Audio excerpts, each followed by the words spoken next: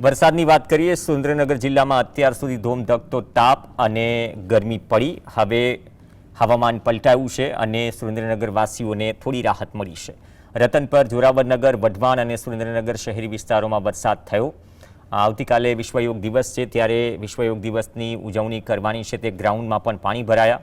ઉજવણી કક્ષાના યોગ દિવસની ઉજવણી કરવાના ગ્રાઉન્ડ જવાહર ગ્રાઉન્ડમાં પણ પાણી ભરાયા, જેથી તંત્રની ચિંતા વધી છે. પરંતુ ગરમીમાંથી આ રાહત આપનાર વરસાદ છે. સમયે સુરેન્દ્રનગર જિલ્લાનું તાપમાન છે તે 45 ડિગ્રી નજીક પહોંચી જતું હતું, પરંતુ આજે સાંજના સમયથી છે તે વરસાદ વરસી રહ્યો છે, જેને લઈને શહેરીજનોએ પણ રાહતનો શ્વાસ અનુભવ્યો છે. પરંતુ બીજી તરફ તંત્રની ચિંતામાં વધારો થયો છે. કાલે સવારે 6 વાગ્યાથી યોગ દિવસની ઉજવણી કરવામાં આવવાની છે, પરંતુ વરસાદના કારણે જવાહર ગ્રાઉન્ડ હોય કે અન્ય જે વઢવાણનો રાજમહેલ, હવા મહેલ ખાતે જે યોગ દિવસની ઉજવણી કરવાની છે ત્યાં પાણી ભરાઈ જાય તે પ્રકારની પરિસ્થિતિનું નિર્માણ થાય તેવી શક્યતા વ્યક્ત કરવામાં આવી રહી છે.